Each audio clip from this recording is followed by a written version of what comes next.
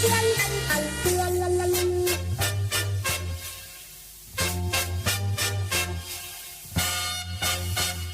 มทำงานทุกวันไม่เว้นด้วยตัวผมเป็นนักสืบสวนช่วงเวลาต่อจากนี้ไปเข้มข้นทุกข่าวสารกับรายการเอิ้นให้ลุกปลุกให้ตื่นมั่นใจกับลูกเขยลาหาข่าวมาฝอยสู่ฟังของเรามาเร็วกันเถิดแม่เอวกลมข่าวใหม่ๆสดใสทุกตอนโปรดรับฟังบางอ่อนข่าวร้อนๆของผมเกิดเป็นผู้หญิงนี่แสนลำบากใจจริงๆนะเธออ้าวทำไมล่ะเธอก็อย่างที่ฉันเป็นอยู่เดี๋ยวนี้แหละปวดท้องน้อยปวดบั้นเอวทรมานจริงๆซื้อกาโน่หน่อยค่ะซื้อกาโน่นะครับซื้อกาโน่นะคะจะต้องรีบไปซื้อมาแล้วล่ะกาโน่จำชื่อกาโน่คนรุ่นใหม่ใช้กาโน่ยาน้ำว่านชักมดลูกกาโน่จัดจำหน่ายโดยบริษัทเวชภัณฑ์ยากาโน่ป๊อกซอฟตี้เครื่องหมายการค้าตรามือรับเหรียญทองยกสุดท้ายยาป๊อกกล่องสีเขียวตรามือรับเหรียญทองใช้บรรเทาการปวดเมื่อยตามกล้ามเนื้อเคล็ดขัดยอกยาป๊อกน้ำมันยาป๊อกกล่องสีเขียวตรามือรับเหรียญทองบรรเทาการปวดเมื่อยเคล็ดขัดยอกมีจำหน่ายตามร้านขายยาทั่วไปโรคฤทธิ์ดุมทวารหนักเป็นแล้วทรมานเริ่มต้นจากมีอาการคันบริเวณขอบรูทวารและมีอาการปวดท่วงทวารหนักถ้าปล่อยไว้นานอาจมีแผลเป็นรูปกลีบมะเฟืองและเป็นหน่อคล้ายเดือยไก่มีเลือดไหลซึมถ้าเป็นมากจะถ่ายออกมาเป็นเลือด3 ก๊กมาแล้ว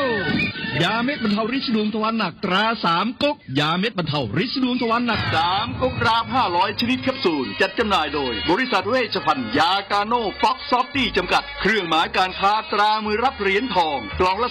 350 บาทมีจำหน่ายตามร้านขายยาชั้นนำทั่วไป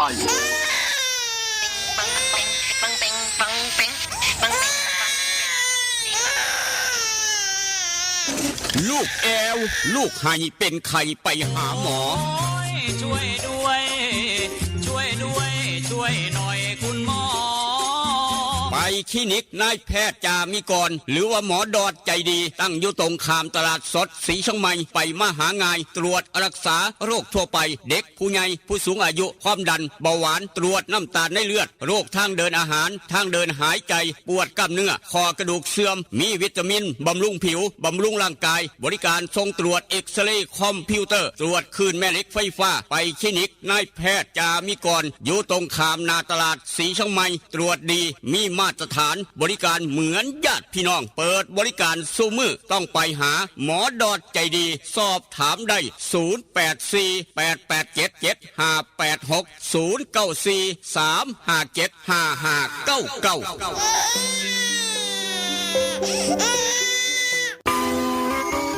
เล่นกันนักมันคืออะไรอะเล่นกันนักก็รักกันแน่นไงครับพี่ตั๊กโหรักกันแน่นแน่นเหมือนอะไรครับพี่เหมือนเหงือกกับฟันรักกันแน่นดีใช่ก็ยาสีฟันสมุนไพรตราหมอจุฬาวันนี้ยิ่งมั่นใจปรับโฉมใหม่แต่รสชาติแน่นเหมือนเดิมด้วยสมุนไพร5 ชนิดให้รักกันแน่นดีแบบนี้เล่นกันนักรักกันแน่นยาสีฟันสมุนไพรตราหมอจุฬาโฉมใหม่เยี่ยมยามถามข่าวว่าเวียกว่างานขอต้อนรับด้วยกาแฟฮ้อนหอมคนละจอกด้วยความหักความแพงกับกาแฟเพื่อสุขภาพดรเจคอฟฟี่ดรเจคอฟฟี่มีถังเสาของแท้จากทิเบตเฮ็ดลินจือส้มสกัดผู้ขาวแปะกล้วยผงเกากี้มีประโยชน์เพื่อสุขภาพทั้งหญิงและชายมือนี่สุขภาพเป็นเรื่องสำคัญคนดื่มกาแฟขอกาแฟต้องดื่มดรเจคอฟฟี่ดรเจคอฟฟี่มีแต่คนอยากดื่มเศร้าดื่มแหลงเพื่อสุขภาพด้วยดรเจคอฟฟี่ดรเจคอฟฟี่คนละจอกมีจำหน่ายที่ FM 96.5 เมกะเฮิรตซ์ 0816016232 เด้อเจ้าวิทยาลัยเทคโนโลยีวิชาชีพท่าบ่อวิทยาลัยเทคโนโล ยีวิชาชีพท่าบ่ออำเภอท่าบ่อจังหวัดหนองคายเปิดสอนหลักสูตรในระดับปวช ปวสจำนวน13สาขาวิชาเลือกได้ตามความถนัดคอมพิวเตอร์ธุรกิจการบัญชีการตลาดการท่องเที่ยวการโรงแรมโลจิสติกอาหารและโภชนาการธุรกิจสถานพยาบาลสถาปัตยกรรมช่างยนต์ช่างไฟฟ้าช่างอิเล็กทรอนิกส์และสาขาขายปลีกขายส่งเรียนจบมีงานทำมีหอพักชายหญิงบริการรถรับส่งมีทุนกู้ยืมเพื่อการศึกษาคนดีและคนเก่งมีทุนให้ฝึกทักษะอาชีพทุกสาขามีรายได้ระหว่างเรียนสื่อการสอนบุคลากรพร้อมรับผู้จบม.3 ม.6 หรือเทียบเท่าและจบม.7 จากเวียงจันทร์ถ้าคิดจะเรียนสายอาชีพต้องเรียนที่วิทยาลัยเทคโนโลยีวิชาชีพท่าบ่อสนใจติดต่อสอบถามได้ที่ 042-432-240 หรือดร.คำนึงดร.รัชนีเลื่อนแก้ว 082-105-6994-091-863-0359 สมัครเรียนได้ทุกวันนะคะ เรียนดีมีทักษะพละเก่งเคร่งวัฒนธรรม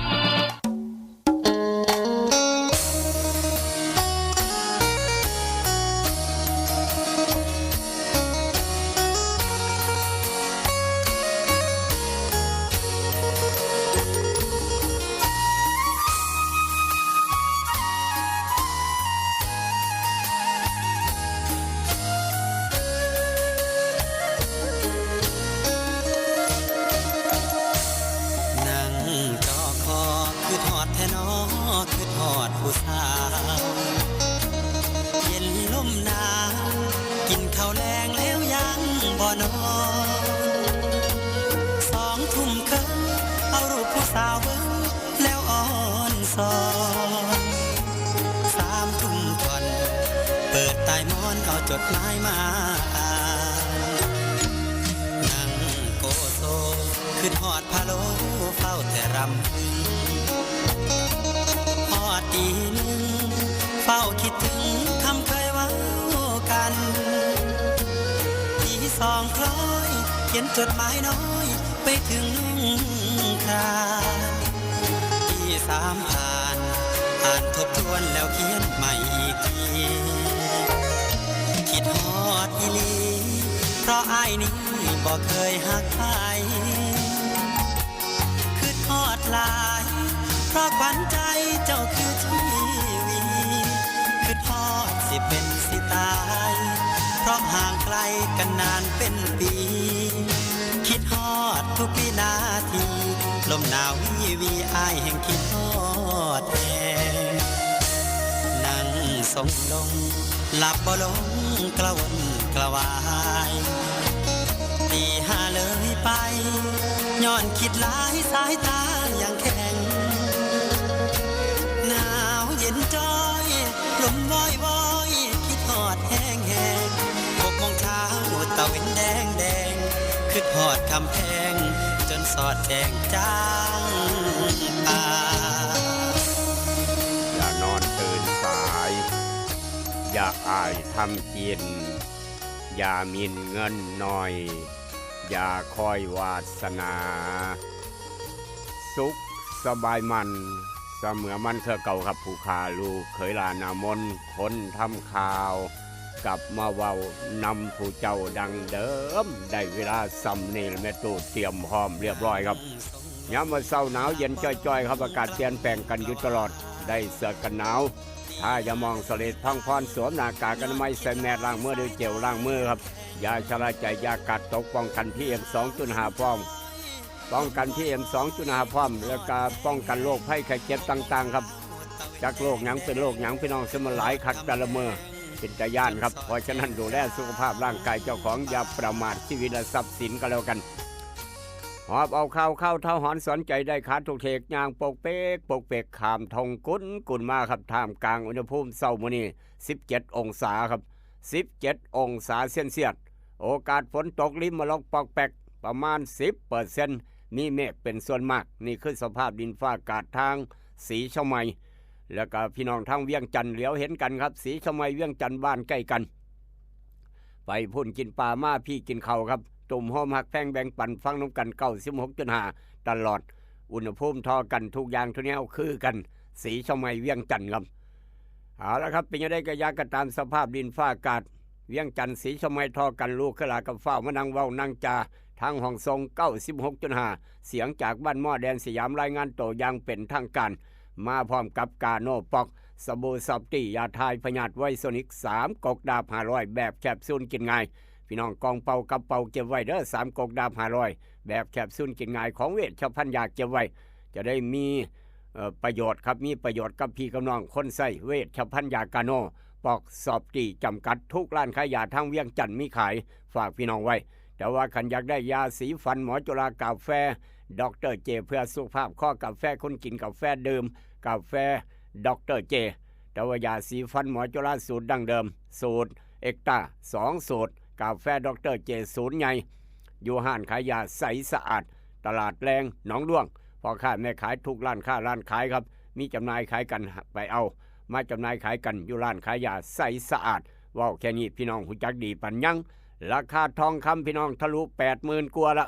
แพงโพดแพงเหลือพี่น้องเอ้ยแพงคักแพงแน่ 80,000 กว่าบาทครับนี่คือทองมื้อวานนี้แล้วก็เช้ามื้อนี้ก็ยัง 80,000 กว่าจะลดหรือว่าจะเพิ่มจะเติมจะสูงกว่านี้เจ้าต้องติดตามราคาทองต่อไปครับแต่ว่านักวิเคราะห์นักวิจัยผู้หูบอกว่าขันย่ำลงกับลงอย่างหนักเด้อให้เรามาระวังสำหรับคนค่าทองเหรียญทองครับค่าทองเหรียญทองซื้อเฝ้าขายมีเงินไปซื้อทองมาขายครับซื้อทองมาขายนี่เพิ่นว่านักวิเคราะห์ว่าจังสั่นเจ้าว่าเมื่อวานทะลุขึ้นไปเป้า80,000 กว่าเกิดมากก็เพิ่งเคยเห็นพี่น้องเลยทองราคา 80,000 กว่า1 บาทเอาละครับจะแพงจะถึกปานใดก็อย่าแพงปานใดก็ตามผู้เป็นพ่อเฒ่าแม่เฒ่าดีใจกำลังจะได้ลูกเขยนี่ครับเตรียมไปซื้อทองซื้อคำแล้วพอปู่แม่ย่าดีใจคักจะได้ลูกไผ่ครับมาเลี้ยงพ่อเลี้ยงแม่มาเลี้ยงปู่เลี้ยงย่าเตรียมทองเส้นน้อยเส้นใหญ่แหวนวงน้อยวงใหญ่แหวนเพชรพร้อมอีกต่างหากบ่เด้ไปเอาอยู่ไสครับแพงบ่ได้ก็ตามเตรียมพร้อมไปเอาอยู่นี่สบายใจครับห้านขายคำเก่าแก่ห้านขายคำแม่กล่องแพงคำผิวตลาดเศร้านครหลวงพี่น้องเวียงจันทร์หูจักดีปันยังผู้ใดกำลังไหลกันไปใช้บริการห้านขายคำแม่กล่องแพงคำผิวลูกไผ่ก็ถือใจคันว่าคำมาจากห้านขายคำแม่กล่องแพงคำผิวลูกเขยก็ถือใจย้อนพ่อเฒ่าเตรียมพร้อมไว้เอาลูกเขยนี่คือลูกเขยกับลูกไผ่ครับฝากพี่น้องไว้ห้านขายคำแม่กล่องแพงคำผิวซื้อทองไปมัดแขนเอาลูกไผ่ซื้อทองไปมัดแขนเอาลูกเขยครับอยากได้ทองเรียบร้อยน้ำปลาปรุงรสแซ่บนัวครัวยิ้มพุงสำหรับร้านขายลาบขายก้อยร้านตำหงแม้กระทั่งงานดองงานแต่งงานบุญงานบวชทางเวียงจันทร์อยากได้น้ำปลาปรุงรสแซ่บนัวครัวยิ้มพุงไปตำหงสู่แขกกินเฮ็ดน้ำข้าวปุ้นเฮ็ดน้ำขนมจีนเฮ็ดน้ำสารพัดเฮ็ดปนเฮ็ดแก้วยังก็ตามแล้วครับเฮ็ดลาบเฮ็ดก้อยยังก็ตามน้ำปลาปรุงรสแซ่บนัวครัวยิ้มพุงขอไปเป็นเจ้าภาพร่วมงานดองงานแต่งพี่น้องแขกไปไทยมาจะถือใจปันยังเอาละครับโทรศัพท์สอบถามหางานดองงานแต่งทำเวียงจันทร์งานใหญ่อยู่แล้วมาตรฐานอยู่แล้วครับโทรศัพท์เบอร์นี้โลดจะได้น้ำปลาปรุงรสแซ่บนัวครัวยิ้มพุง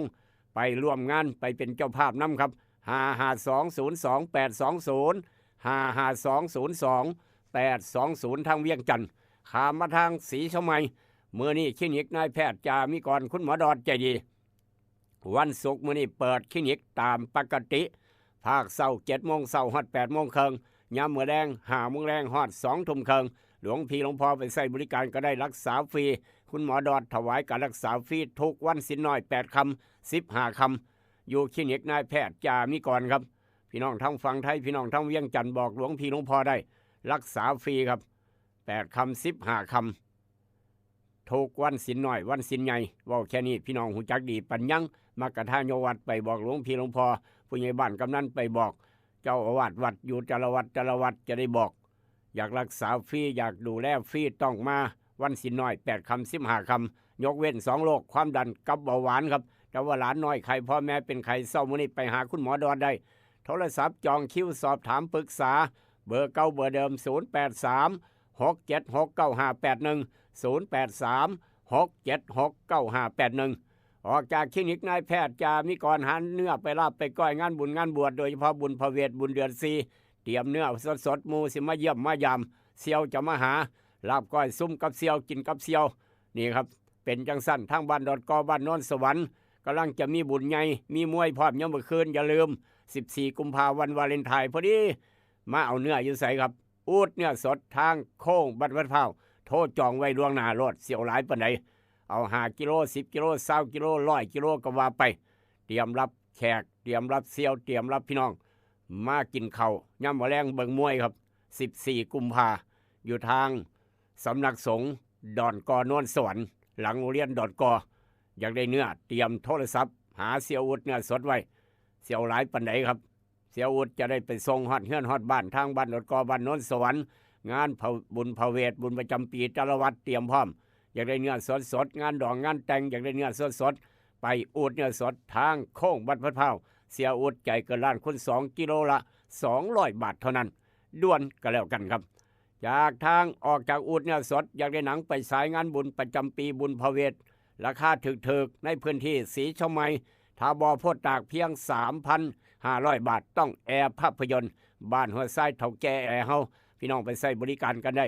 แอร์ภาพยนตร์บ้านหัวไส้ครับสอดแจงจังปาง 3,500 บาทประหยัดเงินไว้พัฒนาวัดไว้ค่าน้ำค่าไฟวัดหลายหมื่นบาทจ่ายเพียง 3,500 บาทก็แล้วบุญพระเวทบุญประจำปีได้คือกันบ่มีปัญหาครับบางวัดจัดงานประจำปีจ่ายค่าหมอลำไป 200,000 สมมติ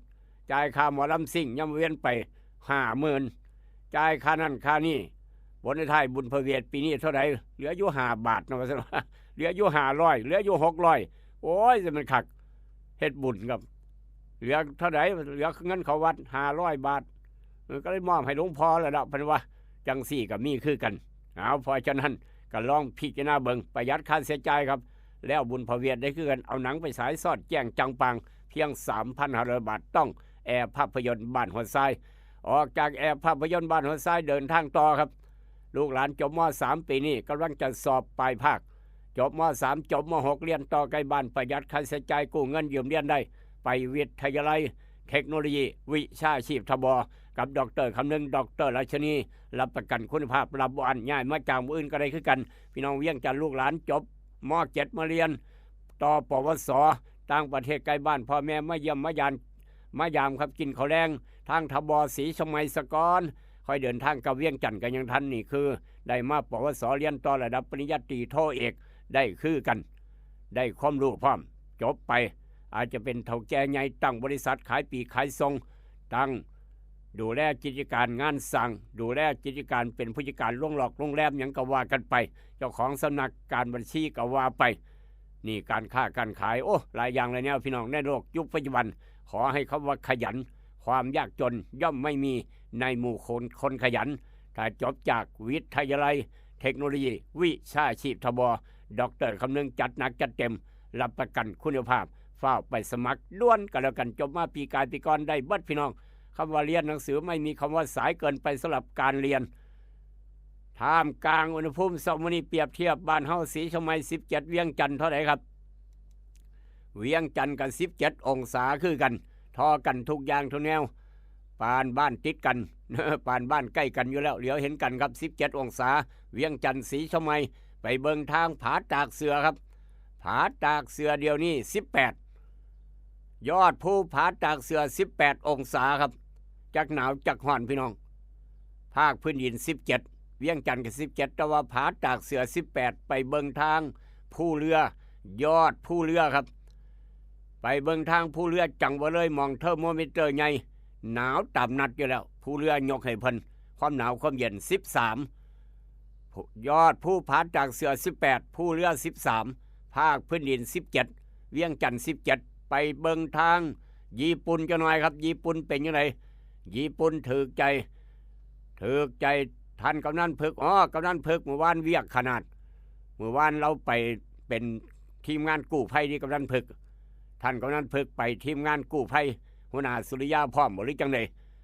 เมื่อวานไปกู้ภัยครับท่านกำนันพึกเวียกหลายกิจการงานสั่งก็เลยบ่ได้ไปญี่ปุ่นผู้ใหญ่วิชัยบ่ได้ไปผู้ใหญ่โตบ่ได้ไปผู้ใหญ่ใสบ่ได้ไปญี่ปุ่นให้น่าสร้างทดเราไปผู้เดียวซะเรามักญี่ปุ่นครับ2องศาเซลเซียส8โมงกว่าแดดจัด2องศาจักหนาวจักร้อนก็ลองพิจารณาเบิ่งกันแล้วกัน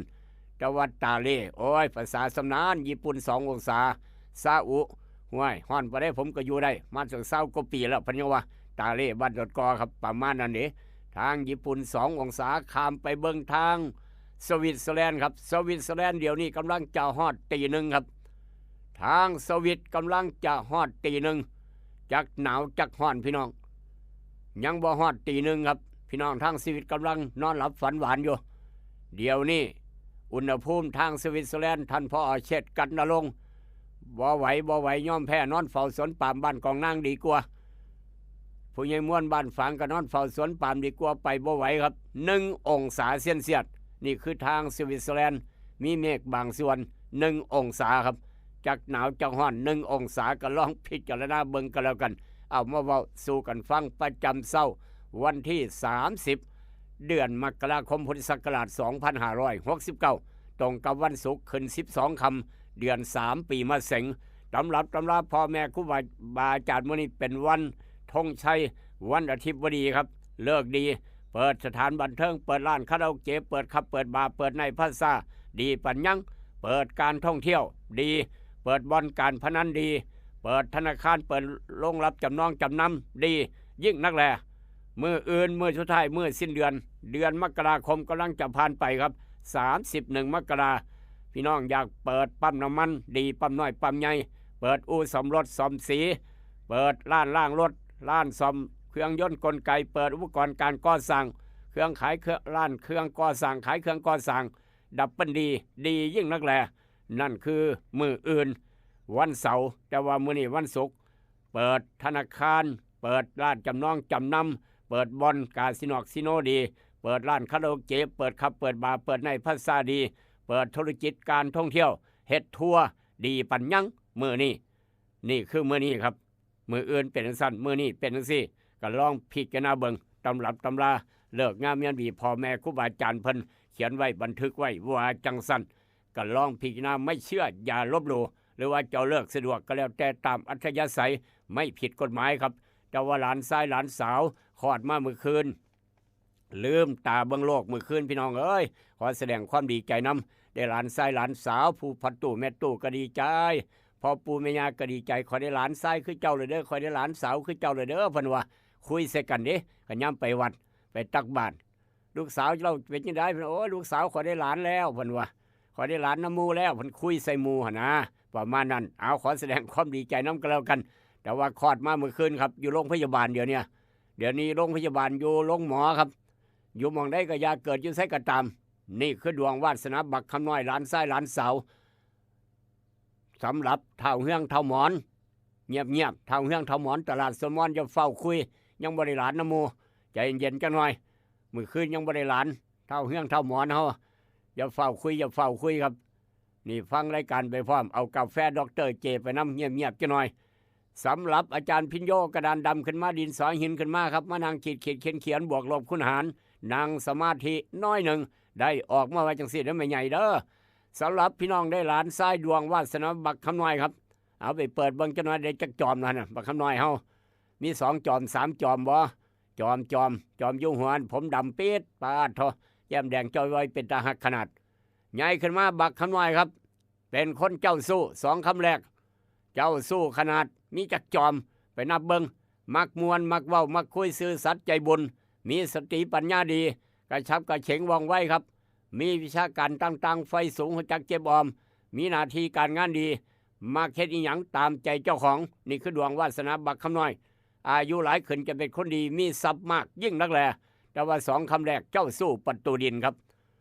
ปันเอียนเป็นเอียนพี่น้องเอียนเจ้าสู้ประตูดินเป็นเอียนตัวนี้บักคำน้อยเฮาปาดโทพอกับแม่ยิ้มเปื่อยมาสังวาสนาเพิ่นว่าจังสี่ก็มีคือกันเอาขอแสดงความดีใจน้ำขึ้นดวงวาสนาบักคำน้อยครับสำหรับพี่น้องบ้านเฮาเจ้าคอยได้หลานสาวได้อีน้องน้อยครับใหญ่ขึ้นมานี่โอ้พี่น้องเอ้ยคุณตาจ๋าคุณยายจ๋าละนี่ครับใหญ่ขึ้นมาเสียงใจเจ้าหลานสาวเป็นตาหักแลนก้นหยาบ3 ใบเถาปันพอเอาเหย้าครับเอาขอแสดงความดีใจคนในหลานสาวมื้อนี้คนในหลานสาวมื้อนี้ครับดวงวาสนาของอีน้องน้อยหลานสาวใหญ่ขึ้นมาเป็นคนสวยคนงามรูปร่างหน้าตาดีเฉลียวฉลาดจิตใจอ่อนไหวอ่อนหวานอ่อนโยน มีเสน่ห์ต่อเพศตรงข้ามผู้ชายเห็นผู้ชายมักผู้หญิงน้ำกันเห็นก็ยังมักรสนิยมแปลกๆสงบเสงี่ยมมักชีวิตสันโดษมักวิชาการมีคนในความเมตตามักเห็นงานอิสระงานด้านการเงินการธนาคารครับบริษัทห้างร้านต่างๆนักร้องนักแสดงงานวรรณกรรมวรรณศิลป์งานเรื่องบันเทิงใจอนาคตหลานสาวผู้นี้มีความเจริญรุ่งเรื่องดียิ่งนักแลนั่นคือดวงวาสนาของหลานสาวหลานชายครับที่นี่แน่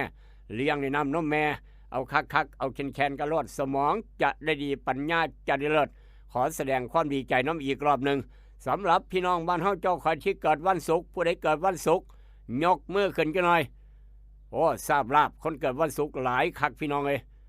ผู้ใหญ่วิชัยบ้านโคกหนองแวงนี่คือคนเกิดวันศุกร์โตจริงโตแท้แน่นอนผู้ใหญ่วิชัยยกมือไว้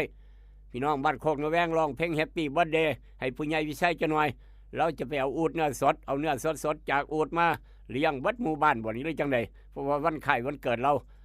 เกิดวันศุกร์เท้าหมอนตลาดสวนมอนพร้อมเท้าเฮืองร้องเพลงดังให้เท้าหมอนครับแฮปปี้เบิร์ธเดย์ทูยูวันไข่วันเกิดเท้าหมอนนอกจากนั้นคนเกิดวันศุกร์ท่านรองประธานหัวหน้าสมพรสายใต้ไอ้เสียงหมอกก็เกิดวันศุกร์ทางกรุงเทพไอ้เสียงคอดทางพระพุทธบาทก็เกิดวันศุกร์ท่านรองนายกรองสังรองนายกเทศมนตรีเทศบาลตำบลศรีชมัยก็เกิดวันศุกร์มีแต่คนเกิดวันศุกร์อ้อยต้อยบัดเนี่ยผู้ใหญ่ตู่เกิดเมื่อใดเนาะผู้ใหญ่ตู่เฮานี่เนาะผู้ใหญ่ตู่เกิดเมื่อใดผู้ใหญ่ใช่เราหูจักดีปัญญังละคนเกิดวันศุกร์มื้อนี้ครับดวงวาสนาหลายคักเลยเนี่ยสิบริจัดงานวันเกิดซุ่มกันบ่ไปเอาเนื้ออยู่อูดเนื้อสดเพราะว่าหลายสิเหลือเกินคนเกิดวันศุกร์มื้อเดียวกันจะได้ประหยัดค่าใช้จ่ายครับแล้วครับดวงวาสนาคนเกิดวันศุกร์มื้อนี้ท่านลองสังตั้งใจฟังกันหน่อยเพราะว่า8 โมงครึ่งจะมีการประชุมเกี่ยวกับการท่องเที่ยวอยู่ทางเทศบาลตำบลศรีชมัยครับลูกขลาบ่ได้ไปติดประชุมทางหนองคายครับมื้อนี้ก็ได้ประชุมคักประชุมแน่พี่น้องเมื่อวานก็เบิดมื้อครับเอาละครับดวงวาสนาคนเกิดวันศุกร์มื้อนี้จะได้พบปะสังสรรค์กับผู้คนมากมายแมนถือปัญญังแมนว่าทะลองสังพี่น้องจะไปประชุม40-50 คนมื้อนี้มื้อเนี่ยอยู่เทศบาลจะได้พบปะสังสรรค์กับผู้คนมากมายครับเป็นที่ไว้วางใจของผู้หลักผู้ใหญ่และกับเพื่อนร่วมงานมีเรื่องบางอย่างที่ต้องปิดบังซ่อนเล่นไม่หยังระบาดเหตุให้เกิดความอึดอัดใจบ่ไม่น้อยการงานคล่องโตกิจการดีขึ้น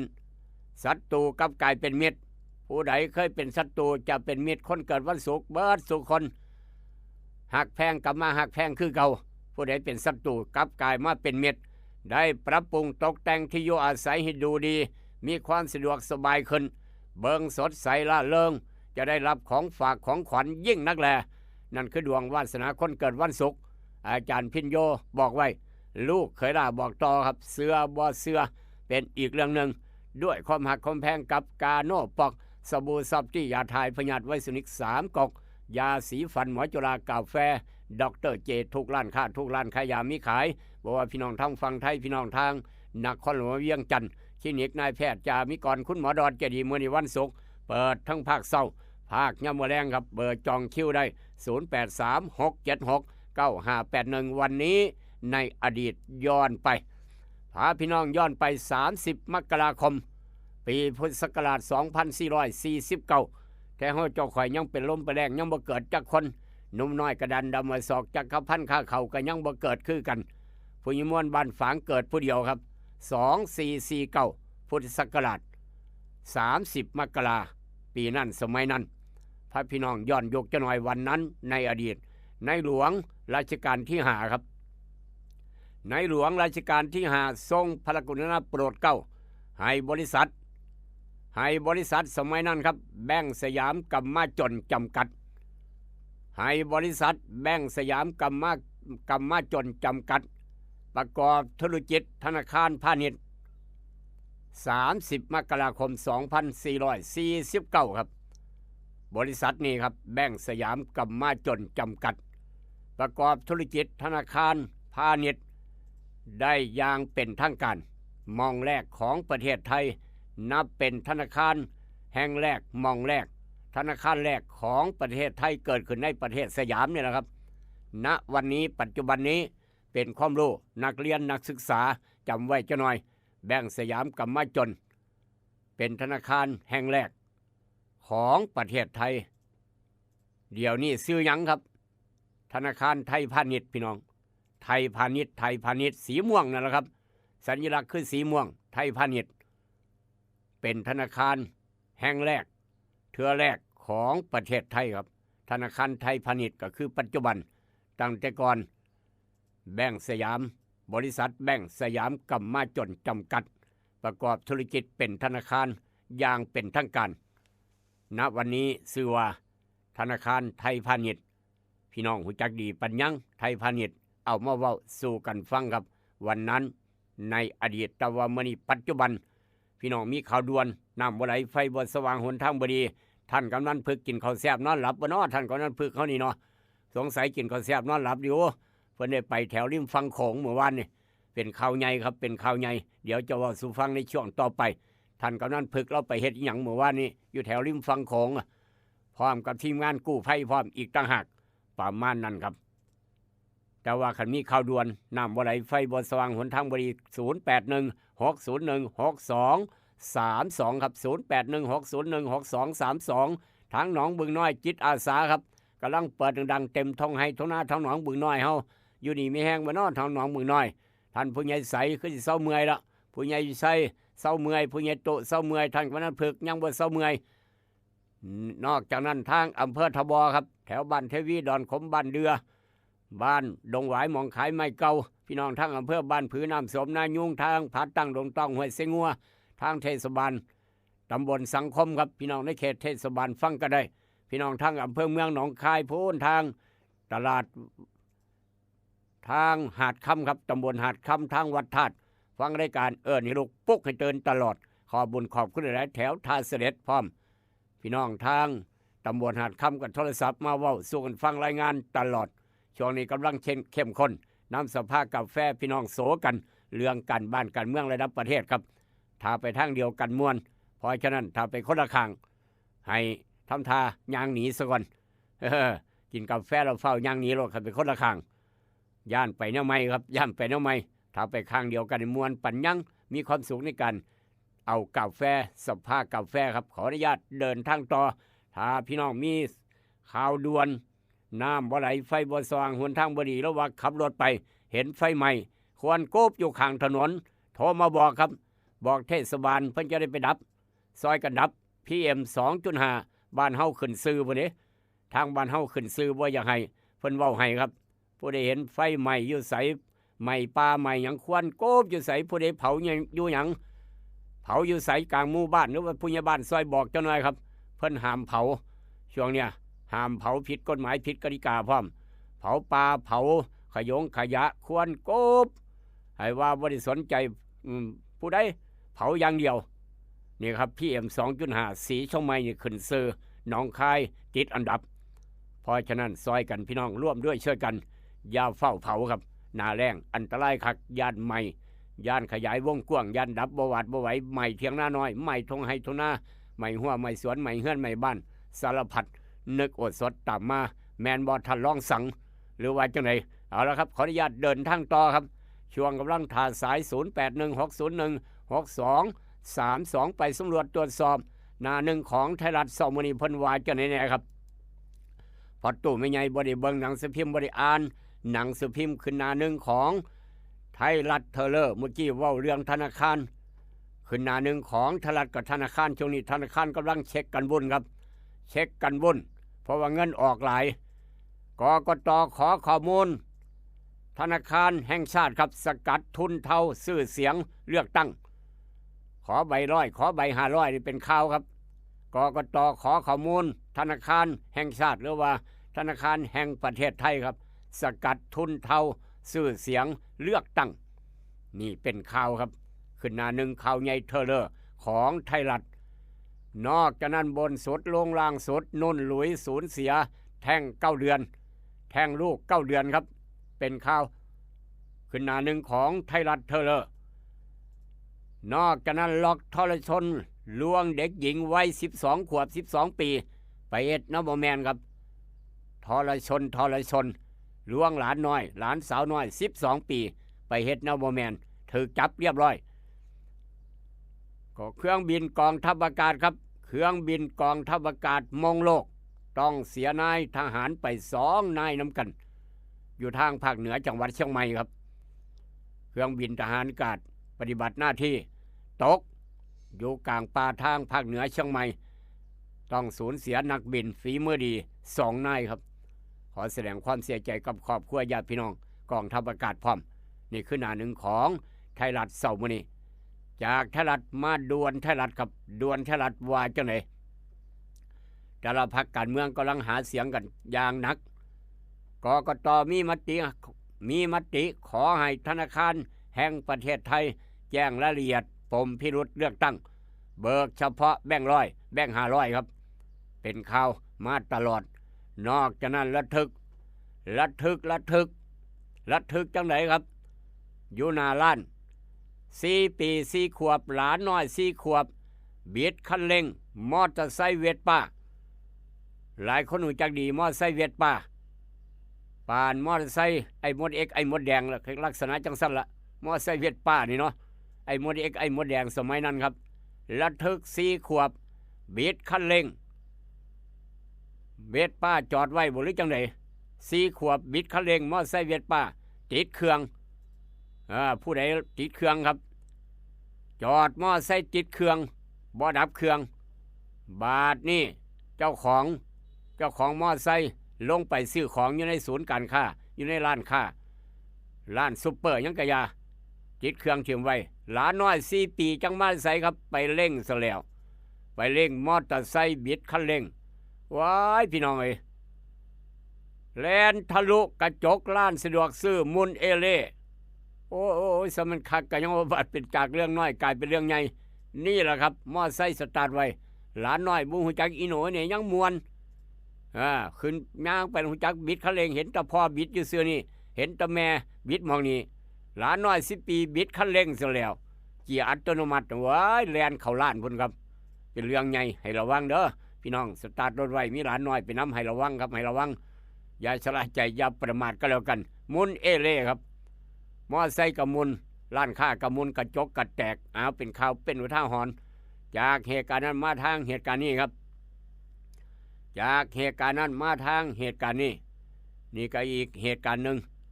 ของไทยรัฐคนเห็นเครื่องบินตกเครื่องบินAT6ที่เฮ็ดตกส่งผลให้เรืออากาศโทก่อนวิทย์เสียชีวิตครับนี่เป็นภาพข่าวของไทยรัฐว่าจังสันกองทัพภาคที่2ยันบ่แม่นเหตุปะทะกรณีมีเสียงดังค่ายระเบิดพื้นที่เขาพระวิหารนี่กองทัพภาคที่2ได้ชี้แจงแถลงไขบ่แม่นเหตุปะทะเด้อเสียงดังค่ายระเบิดพื้นที่เขาพระวิหารครับ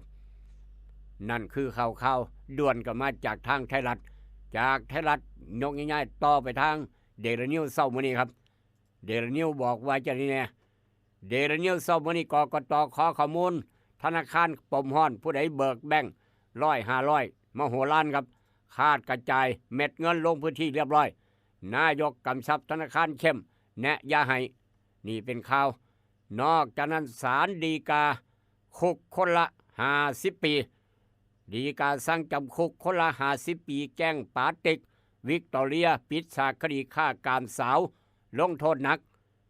บอกว่าไม่สำนึกทหารอากาศสั่งสอบเครื่องบินลบล่วงทหารอากาศพี่ชีพ2 นายครับนอกจากนั้นเล็งหมายจับเพิ่มกวนสจ.เนเครือข่ายเว็บพนันอดีตสส.โล่พ่อตำรวจปัดบ่มีส่วนรู้เห็นครับนี่คือจากหน้าหนึ่งของเดลินิวส์เช้ามื้อนี้ว่าจังซั่นนอกจากนั้นกอบร่องกอบย่อยว่าจังได๋กอบร่องกอบย่อยเครื่องบินลบทับฟ้ามองโลกพี่ชีพ2 นายเผยรุ่นโจมตีAT6ที่เฮ็ดทหารอากาศสั่งสอบหาสาเหตุเป็นข่าว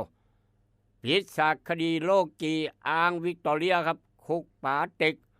กบสง่าฆ่ากามเด็กสาวศาลฎีกาตัดสินอ้วมจำคุกคนละ50 ปีครับนอกจากนั้นก็ยังอีกหลายกรอบหลายข่าวที่น่าสนใจครับอันใดดีมีประโยชน์นำไปคิดนำไปใช้ อันใดบ่ดีเอามาเว้าสู่กันฟังช่วงนี้พี่น้องกำลังโศกันใกล้จะฮอดมือนับถอยหลังแล้วครับ8 กุมภาเข้าคูหาไปเลือกตั้งสสนำกันพี่น้องเข้าคูหางวดนี้พิเศษได้บัตร3 ใบครับได้บัตร3 ใบน้ำกันเดี๋ยวลูกขลาดจะคอยเว้าสู่ฟังแต่ละมื้อตั้งแต่มื้อนี้เป็นต้นไปครับในการเลือกตั้งใส่สิทธิ์เลือกตั้งเอามาเว้าสู่กันฟังเพราะฉะนั้นอันใดดีมีประโยชน์นำไปคิดนำไปใช้อันใดบ่ดีเอาไปทิ่มลงแม่น้ำโขงพักน้อยหนึ่งเดี๋ยวกลับมาพ่อกันกับอาหารสมองยามมื้อเช้ายกต่อไปยกที่2ฟังได้โดยไม่มีขีดจำกัดฟังก็ได้โดยไม่มีคำว่าเกษียณอายุเดี๋ยวกลับมาพ่อกันครับคิดทองให้ได้ทองคิดเงินให้ได้เงินคุณกำลังรับฟังอาหารสมองยามเช้ายิ้มฝังโขงกับรายการให้รู้ปลุกให้ตื่นให้รู้ปลุกให้ตื่นอยู่นะครับอยู่นะคะรวยขอให้รวยขอให้รวยขอให้รวย เกิดเป็นผู้หญิงนี่แสนลำบากใจจริงๆนะเธอ อ้าวทำไมล่ะเธอ ก็อย่างที่ฉันเป็นอยู่เดี๋ยวนี้แหละ ปวดท้องน้อย ปวดบั้นเอวทรมานจริงๆซื้อกาโน่หน่อยค่ะซื้อกาโน่นะครับซื้อกาโน่นะคะจะต้องรีบไปซื้อมาแล้วล่ะ กาโน่จำชื่อกาโน่กาโน่กาโน่คนรุ่นใหม่ใช้กาโน่ ยาน้ำว่านชักมดลูกกาโน่จัดจำหน่ายโดยบริษัทเวชภัณฑ์ยากาโน่ป๊อกซอฟตี้เครื่องหมายการค้าตรามือรับเหรียญทอง ยกสุดท้าย ยาป๊อกกล่องสีเขียวตรามือรับเหรียญทอง ใช้บรรเทาการปวดเมื่อยตามกล้ามเนื้อเคล็ดขัดยอกยาป๊อกน้ำมันยาป๊อกกล่องสีเขียวตรามือรับเหรียญทองบรรเทาการปวดเมื่อยเคล็ดขัดยอก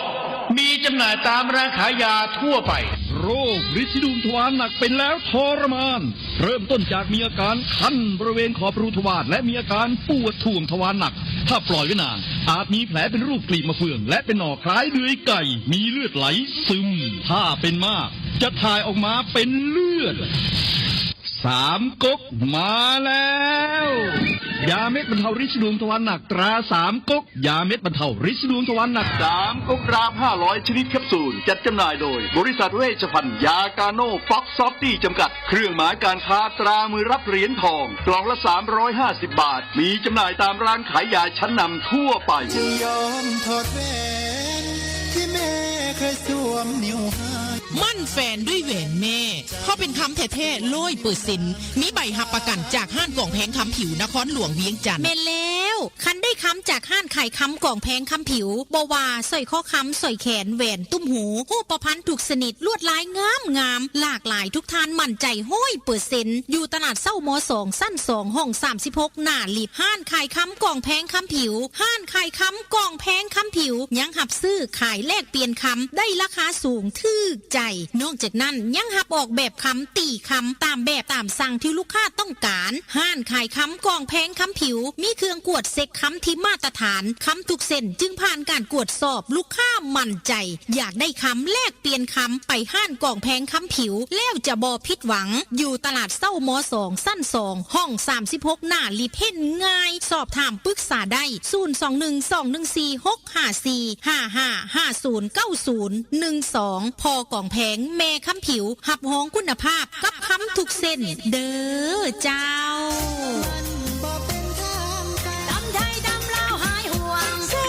แซ่บนั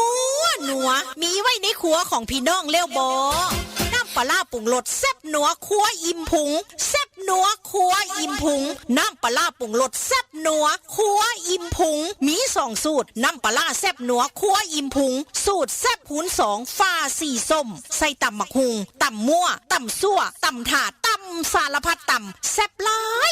ลายน้ำปลาแซ่บนัวครัวอิ่มพุงสูตรลดมือแม่ฟ้าสีเหลืองใส่ลาบก้อยซอยแสอ้อออมแกงได้รสเด็ดแซ่บเด้อเจ้ากินหอมแซ่บนัวแท้ว่ามื้อนี้พ่อค้าแม่ขายต้องการเป็นตัวแทนจำหน่ายน้ำปลาปรุงรสแซ่บนัวครัวอิ่มพุงทั้ง2สูตรสนใจติดต่อหนองคายสีเชียงใหม่09335484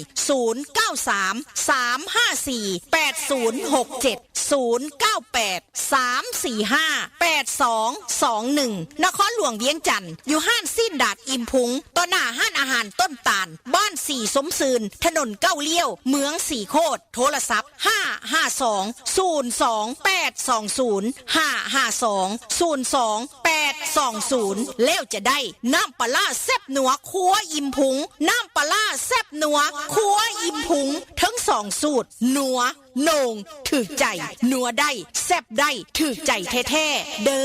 อเจ้าสาวเมืองนอกเมืองนาฝรั่งมักคะเขาย่องอร่อยดี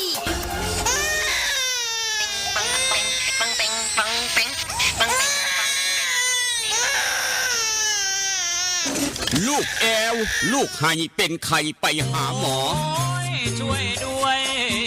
ช่วยด้วยช่วยหน่อยคุณหมอไปคลินิกนายแพทย์จามิกรหรือว่าหมอดอดใจดีตั้งอยู่ตรงข้ามตลาดสดสีเชียงใหม่ไปมาหางายตรวจรักษาโรคทั่วไปเด็กผู้ใหญ่ผู้สูงอายุความดันเบาหวานตรวจน้ำตาลในเลือดโรคทางเดินอาหารทางเดินหายใจปวดกล้ามเนื้อคอกระดูกเสื่อมมีวิตามินบำรุงผิวบำรุงร่างกายบริการส่งตรวจเอ็กซเรย์คอมพิวเตอร์ตรวจคลื่นแม่เหล็กไฟฟ้าไปคลินิกนายแพทย์จามิกรอยู่ตรงข้ามนาตลาดสีเชียงใหม่ตรวจดีมีมาตรฐานบริการเหมือนญาติพี่น้องเปิดบริการสู้มือต้องไปหาหมอดอดใจดีสอบถามได้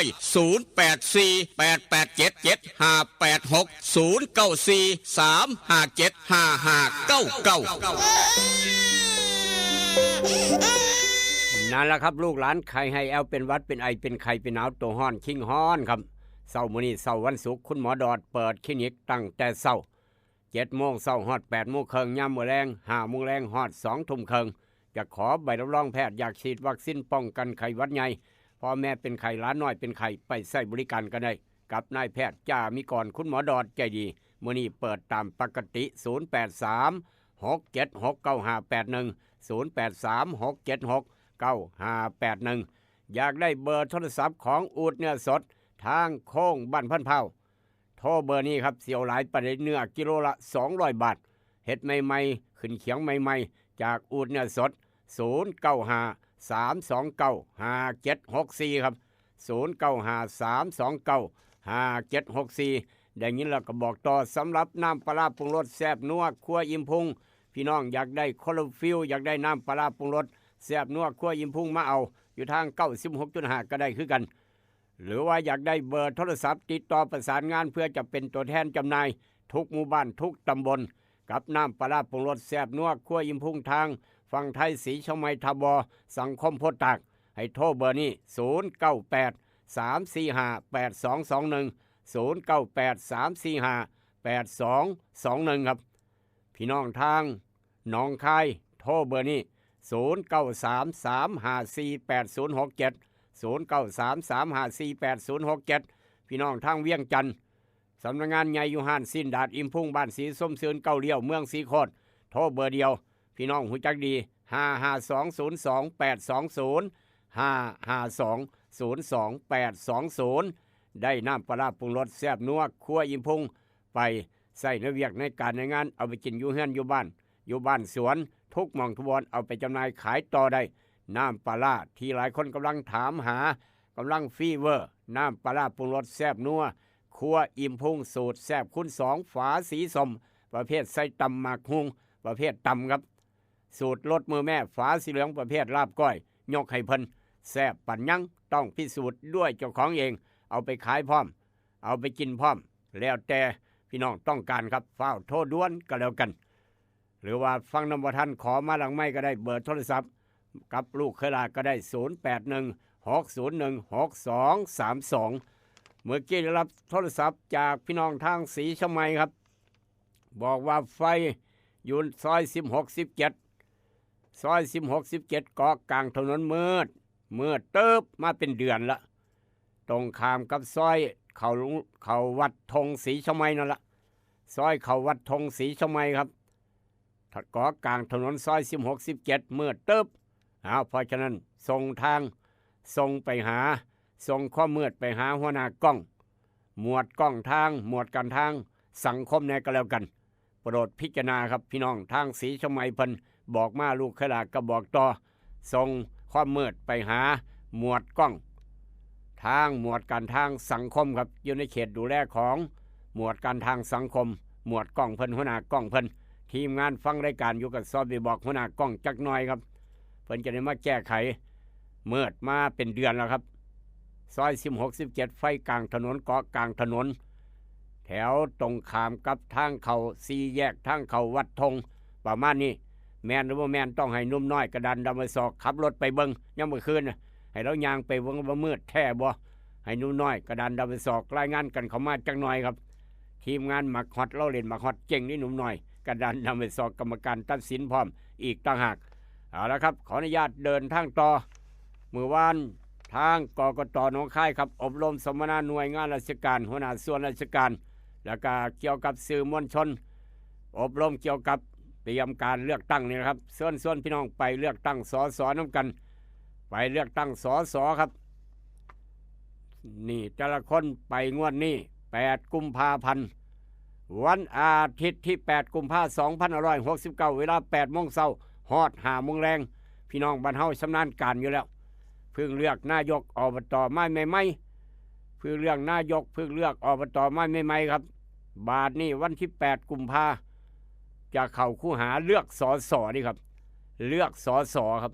สสสมาชิกสภาผู้แทนราษฎรการเลือกตั้งสมาชิกสภาผู้แทนราษฎรหรือว่าแม่ตู้หูจักในนามสสเป็นสสเป็นพศสสมีความสำคัญจังไหนล่ะบัดคำว่าสสเพราะฉะนั้นพี่น้องอย่านอนหลับทับสิทธิ์ครับสสมีความสำคัญต่อพี่น้องคนไทยทั่วประเทศผู้เป็นเจ้าของอำนาจอธิปไตยที่ต้องไปทำหน้าที่ของเจ้าของในการเลือกบุคคลเป็นผู้แทนเพื่อไปทำหน้าที่แทนเจ้าของในการปกป้องผลประโยชน์และดูแลทุกสุขของพี่น้องรวมทั้งบริหารงบประมาณของประเทศรัฐธรรมนูญแห่งราชอาณาจักรไทยพุทธศักราช 2560 ที่ใส่สมือนี่ครับ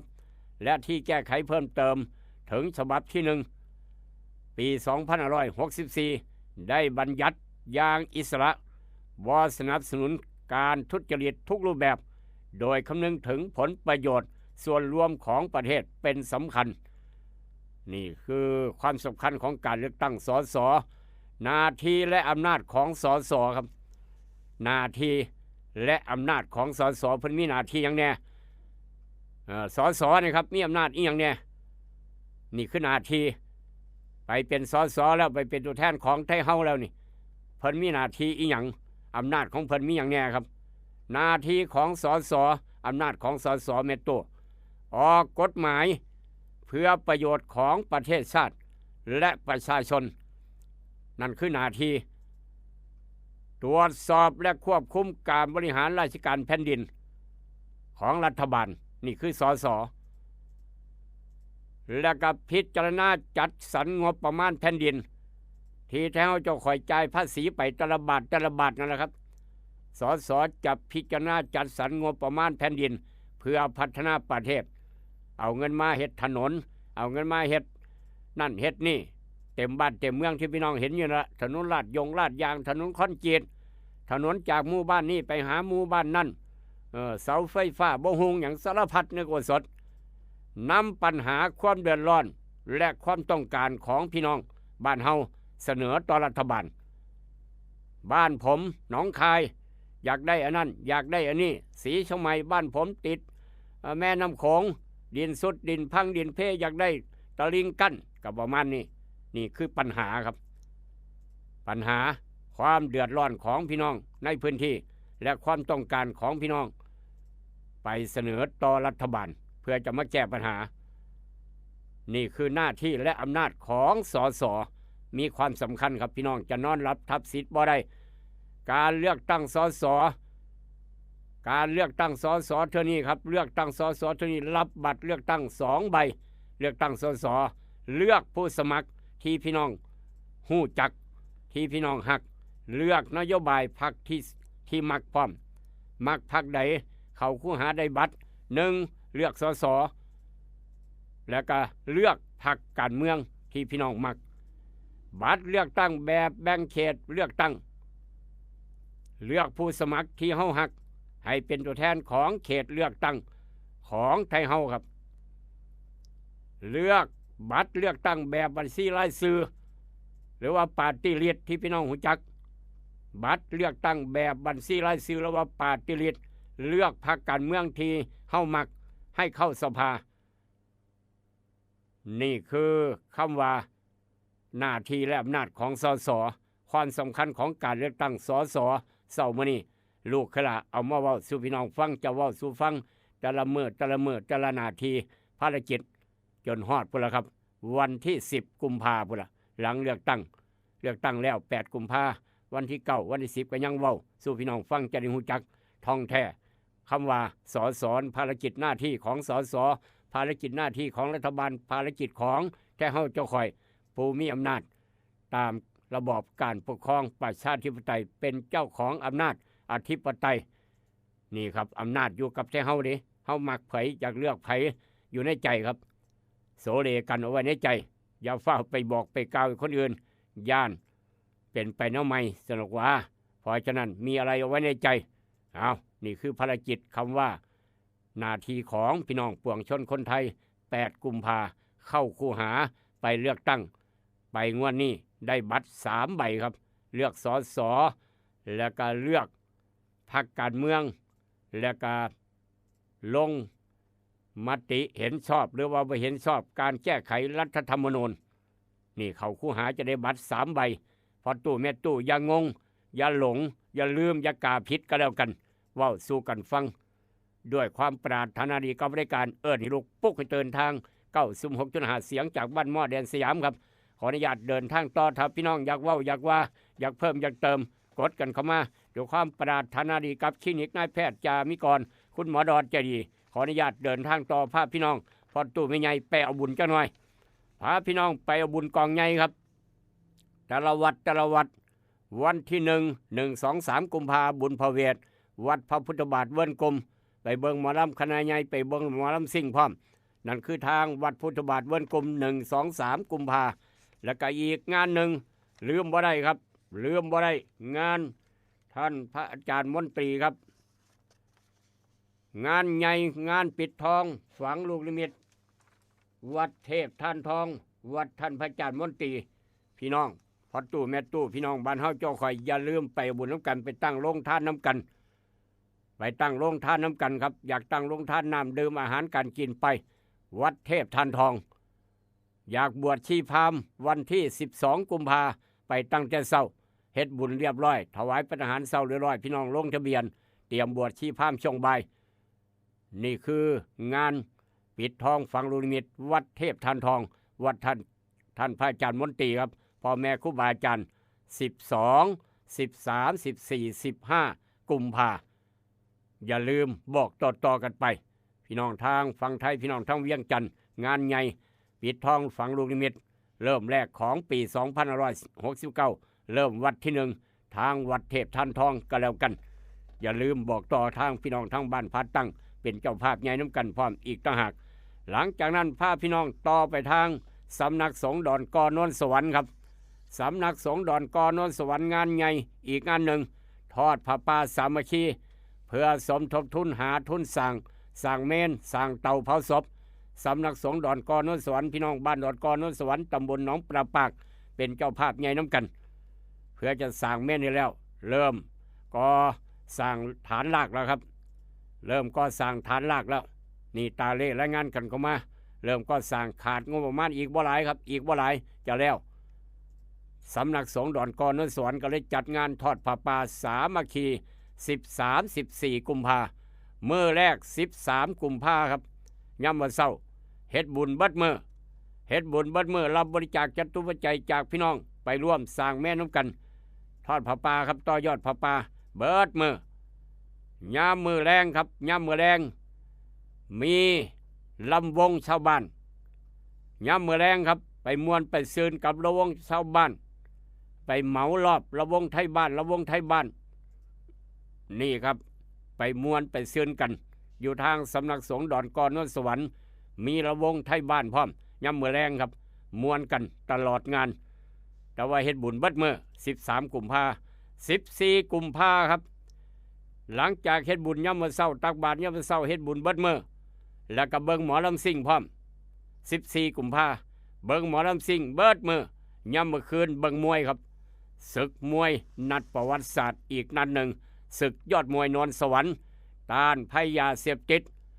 เสียตากำลังเจริญเสียตาณหนองคายพร้อมทีมงานหยุดมองตามมุมจัดให้เต็มพิกัดทั้งเบิดบ่น้อยบ่หลายครับ18คู่ก่อนเวลาพร้อมคู่เอกเฉพาะคู่เอกเนี่ยก็4คู่คุ้มค่าแล้วครับคุ้มค่าแล้วอย่าลืมไปเบิงเซียนมัดมวยเตรียมพร้อมครับไปเบิงมวยน้ำกันคนมักมวยพอกัน14กุมภาย่ำมื้อเว้นเบิงหมอลำซิ่งย่ำมื้อคืนเบิงมวยครับเฮ็ดบุญเบิดมือพร้อมอีกต่างหากย้ายน้อยทางตาเล่บ้านดอนกอแจ้งกันมารายงานกันเข้ามาครับลูกขลาดจะอ่านรายชื่อนักมวยแต่ละคนแต่ละมือเป็นมือไปแต่ว่าถือว่ามี18คู่ก่อนเวลามวยก่อนเวลาขึ้นเวทีครับแอดเพชรริมโขงต่อยกับภูมิศักดิ์เล็กต่อรุ่งเจริญยิมของเสียตายกค่ายเสกันตัวนี้คู่เอกยกตัวอย่างคู่เอกคู่แรกครับคู่แรกเพชรพระจันทร์ขออัดกับเพชรบัวบานเพชรตัดเพชรสู่กับเพชรตัดเพชรพระจันทร์ใส่กับเพชรบัวบานกับป้าทอมันพยาค่ะแน่นอนนี่คือศึกยอดมวยนนสวรรค์ต้านภัยยาเสพติดวันที่14กุมภาพ่อกันแน่นอนเวทีถล่มแน่เวทีแลบเสียตานี่โหดผูกเนกไทวันนี้อยากเห็นเสียตากำลังเจริญผูกเนกไทควบคุมการดูแลในการต่อยรับประกันความมันทุกวินาทีทุกคู่ครับ18คู่ทั้งก่อนเวลาและในเวลาได้ยินแล้วก็บอกต่อกันไปเสียนหมัดมวยโทรหากันบอกกันมีนัดพ่อกันอยู่ทางสำนักสงฆ์ดอนกอนนสวรรค์วันที่14กุมภาย่ำมื้อแรงครับได้ยินแล้วก็บอกต่อนี่คืองานบุญงานการกุศลแต่ละวัดเอามาเว้าสู่กันฟังแต่ว่าขันพี่น้องมีข่าวด่วนก็แจ้งกันมากันได้0816016232ครับพาพี่น้องไปทางจังหวัดหนองคายอันดับแรกศรีช่องไม้บ้านเฮาพาพี่น้องไปทางบ้านหัวทรายหมู่12ริมฝั่งของท่านกำนันพึกแลนจันไปก่อนหมู่ครับโอ้ยกำนันพึกเมื่อยปานใดก็ได้ไปยังครับเพราะว่าพี่น้องแจ้งกันเข้ามาพี่น้องไปแลนออกกำลังกายแจ้งกันเข้ามาบอกว่าพ่อหยังละพ่อปลาบอกพ่อปลาฉลามน้ำโขงบอกบ่พ่อหยังพ่อปลาบึกบอกบ่พ่อปลาแคบอกบ่พ่อปลาคนครับพ่อปลาคนลอยน้ำอังลางมาพี่น้องเอ้ยจะเป็นคักกันยังวะจ้าเป็นตายจะย่ำใดครับอยู่ในเขตบ้านหัวทรายหมู่12อยู่ริมฝั่งโขงลอยอังลางมาแล้วยกมือขึ้นบายเป็นความหมายว่าผมลาก่อนบอกพี่บอกน้องผมให้เด้อแตกวุ่นไปบ้านนี่โอ้ยพี่น้องเอ้ยแตกวุ่นไปหยังครับไปเบิงหัวหน้ากู้ภัยหัวหน้าสุริยะทีมงานกู้ภัยประจักษ์ทางพันเผ่าแลนจันไปคือกันไปเบิงครับไปเบิงถามไปธรรมะเป็นชายครับเป็นชายเป็นศพชายนิรนามครับบ่ฮู้จักชื่อลอยมาแถวตะลิงริมแม่น้ำโขงบ้านหัวไส้ครับช่วงเวลาประมาณ7 โมงเช้ามื้อวานนี้เพราะว่าพี่น้องไปแลนออกกำลังกายเห็นก่อนหมู่แล้วก็บ่แลนหนีเด้เราแลนมาบอกผู้หลักผู้ใหญ่บ้านกำนันครับนี่แล้วก็อีกบ่โดนมีพี่น้องทางหลังจากเป็นข่าวครับมีพี่น้องทางนครหลวงเวียงจันทร์ประสานกำนันพึกกำนันตำบลมะพร้าวเพื่อเดินทางมาเบิงศพที่คาดว่าจะเป็นญาติเจ้าของสูญหายในแม่น้ำโขงเมื่อหลายมื้อก่อนว่าซั่นว่านี่คือข้อมูลเบื้องต้นเว้าสู่พี่น้องฟังครับแม่น้ำโขงครับแม่น้ำโขงแม่น้ำศักดิ์สิทธิ์ทางบ้านเฮานี่ละเพราะฉะนั้นอย่าชะล่าใจอย่าประมาทก็แล้วกันเพราะว่าถ้าเฮาเจ้าคอยไปหาปูหาปลากลางลำแม่น้ำโขงครับอย่าประมาทเสือป้องกันพงภัยต้องใส่ทุกอย่างทุกแนวครับเซฟตี้ต้องใส่อย่าประมาทโดยเด็ดขาด เห็นแล้วก็ขอแสดงความเสียใจน้ำกันแล้วกันครับจากเหตุการณ์นั้นมาทางเหตุการณ์นี้เมื่อวานทางสำนักงานกกต.ประจำจังหวัดหนองคายร่วมกับสำนักงานประชาสัมพันธ์จังหวัดจัดโครงการประชุมสัมมนาปฏิบัติการระดับจังหวัดท่านผู้ว่าเป็นประธานเปิดท่านผู้ว่าประธานเปิดครับกกต.พบสื่อเพื่อให้เครือข่ายมีส่วนร่วมในการประชาสัมพันธ์ให้กับพี่กำลังจะได้ไปใช้สิทธิ์เลือกตั้งสสน้ำกันไปเลือกตั้งเขาคู่หาชนิดได้บัตร3 ใบยากาพิษย่านพี่น้องกาพิษเนี่ยครับสำคัญเมื่อวานทางท่านผู้ว่าสาธิตการลงคะแนนการลงคะแนนอยู่ในที่ประชุมให้สื่อมวลชนได้เบิ่งพร้อมท่านผู้ว่าหนองคายครับสาธิตการลงคะแนนอันดับ1เข้าคู่หาเดินเข้าหน่วยเลือกตั้งไปเขียนซื้อไปลงซื้อ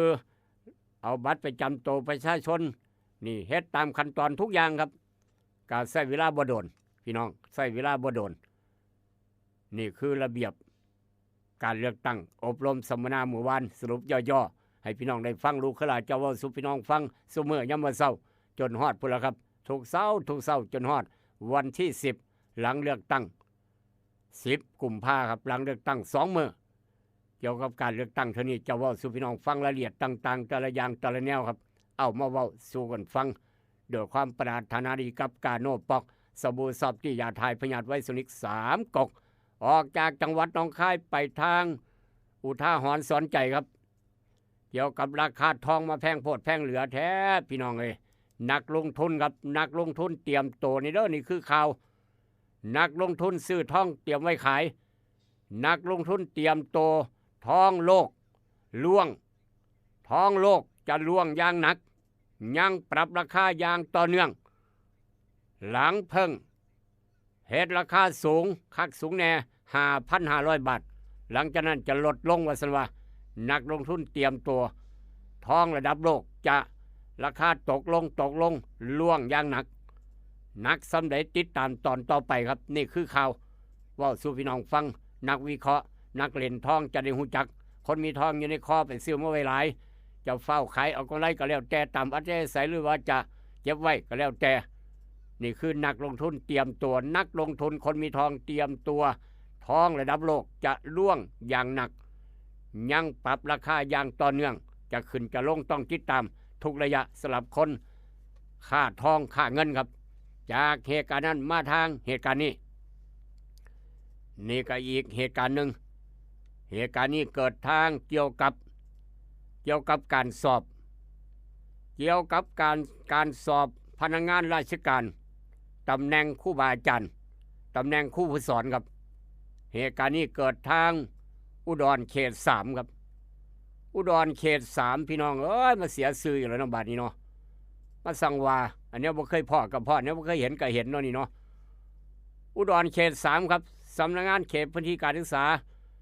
ประถมศึกษาเขต3ในเขตอำเภอหนองหานอุดรเราเฮ็ดเป็นหยังครับผอ.เขตการศึกษาแจ้งเรียบร้อยผอ.เขตการศึกษาเขต3อุดรหนองหานแจ้งเรียบร้อยบอกว่าปมล่องทุจริตสอบพนักงานราชการตำแหน่งครูผู้สอนหรือสะพัดจ่าย 2-3 แสนบาทเอาข้อสอบไปปิ้นอยู่รีสอร์ทอยู่โรงแรมครับโอ้ยอันนี้บ่เคยพ่อกับพ่อเนี่ยบ่เคยเห็นก็เห็นเนาะนี่เนาะปาดโธ่โดยมีข้อมูลว่ามีผู้เข้าสอบจ่ายเงินรายละ 2-3 แสนบาทเพื่อให้สอบถามบางคนจ่ายเงินไปแล้วแต่สอบบ่ผ่านจ่ายเงินไปแล้วก็สอบบ่ผ่านครับซึ่งหลักฐานรายชื่อของผู้สมัครสอบ8คนแยกเป็นสาขาวิชาที่เข้าสอบซึ่ง3คนใน8คนสอบบ่ได้นอกจากนั้นยังมีเรื่องยกเครื่องปิ้นไปเครื่องปิ้นข้อสอบที่รีสอร์ทหม่องหนึ่งก่อนมื้อสอบแค่มื้อเดียวคุณนะคักบ่ครับโอ้โถมาโพดมาเหลือเดี๋ยวบาดนี้ทางพอเขตยังบอกว่าเรื่องการทุจริตและเอื้อน3 แสนกับการสอบพนักงานราชการตำแหน่งครูผู้สอนผมได้รับหนังสือร้องเรียนจากนิติกรเรียบร้อยนิติกรคือนักกฎหมายประจ พสำนักงานเขตครับคำว่านิติกรคือคนเรียนจบกฎหมายประจำอยู่สำนักงานเขตประเด็นที่เป็นข่าวทั้งเรื่องทุจริตข้อสอบและเรียกรับเงินจากผู้เข้าสอบบ่ฮู้ว่าเป็นแอบอ้างหรือบ่ผมพร้อมจะชี้แจงทุกขั้นตอนนั่นเป็นจังซั่นเด้ครับยากเด้ครับบ่ธรรมดาเด้เอาข้อสอบเอาเครื่องปิ้นไปปิ้นฮอดอยู่โรงแรมบาดนี้ปาดโธเฮ็ดให้เสียหายครับเฮ็ดให้เสียหายสำนักงานเขตเสียหายพร้อมพอเขตต้องมาชี้แจงอย่างจัละวันจ่ายเงินคนละ200,000 300,000ว่าซั่นว่าจะได้ข้อสอบจะได้สอบได้ก็สิว่าไปตัวเป็นข่าวบ้านเฮาเจ้าคอยลูกหลานเด้อสอบได้บ่ได้ขึ้นอยู่กับการอ่านหนังสือครับการอ่านหนังสืออ่านตั้งแต่บรรทัดแรกจนฮอดบรรทัดสุดท้ายจำได้กับปากพุ่นนะท่องได้คือ7ตำนานแน่น้อยนี่สอบได้โลดบ่ต้องไปเสียเงิน200,000 300,000ครับบ่ต้องไปเสียเงิน200,000 300,000ไปเสียเฮ็ดหยังเสียดายเงิน2-300,000ครับเอามาไว้ซื้อให้ซื้อหน้าซื้อหัวซื้อสวนสั่งเฮือนสั่งบ้านสิบ่ดีกว่าบ่อันนี้ไปกู้เงิน2-300,000จ่ายดอกอีกต่างหากย้อนอยากสอบได้พ่อกับแม่หากู้กันจาละวันเสียเงินครับเพราะฉะนั้นห้ามเอาเป็นตัวอย่างเด้อลูกหลานบ้านเฮาเจ้าข่อยเสียดายเงินครับอย่าไปเฮ็ดเสีย70,000เสีย60,000อยากเฮ็ดงานเสีย2-300,000อยากเฮ็ดงานครับผิดระเบียบผิดกติกาถูกจับได้เลยเสียชื่อพร้อมอายพร้อมอีกต่างหากห้ามเอาเป็นตัวอย่างขอให้อ่านหนังสือจะสอบวีซ่าหยังสอบเขาเฮ็ดงานหยังก็อย่าถ้ามีการสอบต้องอ่านครับอ่านอย่างละเอียดอ่านอย่างเข้าใจอ่านอย่างห่วยจำได้กับปากพุ่นนะท่องได้กับปาก1+1เป็น2ข้อนี้อยู่หน้าใดหน้า100 เปิดเบิ่งแม่พุ่นนะจำได้ปานนั้นมันธรรมดาลูกเคยลาอ่านสอบนี่ครับจำได้บัดทุกอย่างทุกแนวถามปุ๊บหูจักปรับรถถามปุ๊บหูจักปรับมาแบบใดได้บัดมาแบบใดได้บัดครับนั่นคือสมัยสอบสมัยลูกเคยลาเพราะฉะนั้นลูกหลานบ้านเฮาเจ้าข่อยคนคันอ่านสิไปสอบได้เอาเงินซื้อเอาเบิดสมัยครับอย่าไปใส่โดยเด็ดขาดหูฮอดใสอายไปฮอดหันครับโอ้ได้เป็นย้อนซื้อเอาเนาะเพิ่นว่าคนตกป่าประเภทตกป่านี่เยอะแยะมากมายสอบได้เพิ่นว่าเจ้าของซอยเห็นบ่คันจ่ายเงินเพิ่นได้นี่ล่ะเห็นบ่ละได้บ่ละอ้ายซอยได้บ่เพิ่นว่านั่นคือสอบได้เองอัตโนมัติไปจ่ายเงิน200,000 300,000ประเภทตกป่าครับซุมื้อนี้บ่มีผู้ใดกล้าเสี่ยงแล้วพี่น้องบ่มีผู้ใดกล้าเสี่ยงกับเก้าอี้เจ้าของครับขาสั่นเก้าอี้ขาหักเดี๋ยวจะบอกให้อันตรายคักอย่าไปเสี่ยงแนวบ่แม่นต้องอ่านอย่างเดียวลูกหลานมาให้เจ้าคอยเรียนหนังสือต้องอ่านให้ได้อ่านให้จำครับและจะสอบได้ผ่านตลอดไม่มีปัญหาเทวดาเพิ่นเห็นอยู่แล้วคนขยันจากเหตุการณ์นั้นมาทางเหตุการณ์นี้ครับพอเหย้าเก่าหัวยอกๆแล้วพอเหย้าบ้าสมัยข่อยสอบนี่เงิน100 บาทนี่นะพอตัวให้ไปสอบนอนอยู่เถียงนาพุ่นนะข่อยยังสอบได้อยู่นะเพิ่นว่าเห็นบ่ครับบ่ต้องไปจ่ายครับอยากสอบได้ไปถามพ่อเหย้ารถพุทธชัยใจชื่นแล้วเก่งเอาขออนุญาต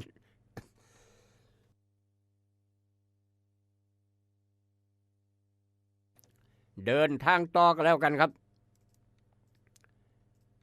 จากเหตุการณ์นั้นมาทางเหตุการณ์นี้ราคาทอง 80,000 กว่าหมู่บ้านเหตุมันก็เลยเกิดเหตุมันเกิดครับพอตู้อายุ80 ปีแขนทองลั่นตันลูกสาวซื้อให้พอตู้ครับ80 ปีย่างออกมาหน้าบ้านใส่ทองคำหนัก10 บาทใส่ทองคำหนัก10 บาทพี่น้องป้าโตแขนคออันตันครับยังมาเว้าสู่ฟังอันนี้โอ้ยทองแพงข่อยมีอยู่10 บาทนี่บาทหนึ่ง80,000เจ้าว่าข่อยแขนอยู่นี่จักบาทห่วย800,000พุ่นเลยเนาะ10 บาทอ่ะถ้าบาทละ80,000กับ800,000เงิน800,000นี่แขนอยู่คอนี่เอาไปบ่โดนครับจักมาใส่แขกบ่ได้รับเชิญโจรดึงซอยพอตู้80 ปีว้ายแล้วแขนพระเป็นพระสมเด็จปรากฏว่าจับพาไว้ซอยขาดอีกส่วนหนึ่งไปกับโจรพระสมเด็จพยุกับเจ้าของตกใจมือกำพระเครื่องแน่นครับเหตุการณ์นี้เกิดทางรังสิตปทุมธานีนั่น เห็นบ่ล่ะย้อนทองแพงครับโจรหลายดึงเอาซอยขาดพระเครื่องบัติดอยู่ข้ามือครับบ่ได้ไปกับโจรนี่คือคำว่าทองหนัก10 บาทราคาแพงคนมาดึงมาขอเป็นไส้อันตรายคักเพราะฉะนั้นเป็นอุทาหรณ์สอนใจพี่น้องบ้านเฮาเจ้าค่อยไปตลาดเช้าตลาดแรงตลาดสดตลาดนัดยังกะยาแขนเหลื่อมภาพไปคนเห็นย่านครับอันตรายคักบ่มีผู้ใดฮู้จักว่าไผเป็นโจรนายก่อนายขอเป็นโจรบ่ฮู้จักย่านมาดึงขี่มอไซค์แล่นหนีต่อหน้าต่อตาสนกว่าจากเหตุการณ์นั้นมาทางเหตุการณ์นี้อ้าวอันนี้เป็นข่าวมาจังได๋เนาะบาดนี้เนาะปลาไหลยักษ์ว่าซั่นว่าพี่น้องปลาไหลยักษ์ผู้ใดก็ซาลือครับปลาไหลยักษ์อายุ800 ปีปลาไหลใหญ่ปลาไหลยักษ์อายุ800 ปีปลาไหลตัวนี้พอกินลูกควายอีตู้ชาวบ้านย่านปลาไหลยักษ์บุกพิสูจน์ฮอดธรรมพานักข่าวไปเบิงเสื้อเพราะว่าจะสิทธิ์ของพระหลวงเหตุการณ์นี้เกิดทางอำเภอคิริมาศจังหวัดสุโขทัยปลาไหลยักษ์ปลาไหลอายุ800 ปีอาศัยอยู่ในถ้ำซาลือกันนำไปเบิงยังบ่เห็นจักคนครับจังได้ก็อยู่ในน้ำอยู่ในถ้ำนี่ละว่าซั่นว่าปลาไหลยักษ์พี่น้องย่านขนาดพอกินลูกควายตายครับผู้ใดมากินผีปอบมากินบ่ปลาไหลยักษ์อายุ800 ปีอาศัยอยู่ในถ้ำกินลูกควายลงไปกินน้ำอยู่ในถ้ำจนพี่น้องย่านนี่กำลังซากันกำลังลือกันครับอยู่ทางจังหวัดสุโขทัยตอนติดตามตอนต่อไปครับติดตามตอนต่อไปจะเห็นปลาไหลยักษ์ว่าอายุ800 ปีมาเป็นย่านได้เนาะจากเหตุการณ์นั้นมาทางเหตุการณ์นี้อันนี้ว่าแม่นอายุ800 ปีครับอายุ22 ปีเกิดมาได้22 ปีเกิดวูบยืนอยู่ดีครับอายุ22 ปีวูบเบิดสติอยู่หน้าห้องหมอพอดีกำลังจะไปหาหมอครับพ่อกับแม่ได้ยินว่าเมื่อยพ่อกับแม่กำลังพาไปหาหมอไปห้องพอดีไปห้องฉุกเฉินเกิดวูบอยู่หน้าห้องฉุกเฉินตายคอรอหมอยังไม่ได้เบิ่งจ้อยเห็นบ่ครับโรคลุ่มเล่าจากโรคหยังเป็นโรคหยังวูบเบิดสติอยู่หน้าห้องหมอนั่นละหมอแลนมาเบิ่งตายแล้วบ่ได้รักษาจ้อย22 ปีครับเป็นข่าวเอามาเว้าสู่กันฟังนี่คือความตายแขนคอดทุกบัดยังเพราะฉะนั้นวันนี้ทำบุญหรือยังวันนี้ทำดีหรือยังลูกหลานบ้านเฮาเจ้าข่อยพ่อกับแม่ส่งไปเรียนหนังสือพ่อกับแม่ส่งไปเรียนหนังสือต่างอำเภอต่างจังหวัดบาดนี้หมู่ส่วนกันแม่ส่งไปให้ผู้นั้นก็ 2,000 ผู้นี้ก็ 10,000 ผู้นี้ก็ 5,000 ผู้นี้ก็ 3,000 ครับแต่ละมื้อบ่เฮ็ดหยังออกเงินกันไปเช่าโรงแรมหรูมั่วสุมโรงแรมครับปาร์ตี้ยาเสพติดครับห้องนี้มีคนเด็กน้อยขึ้นมาหลายแท้เจ้าของโรงแรมสงสัยมาเกือบซุมื้อ7 คน 8 คนมีฮอดผู้หญิงมีฮอดผู้ชายครับเช่าห้องเอาแต่ห้องเก่านี่ละบ่ได้ห้องอื่นมาซุมื้อพร้อมเช่าไว้เป็นเดือน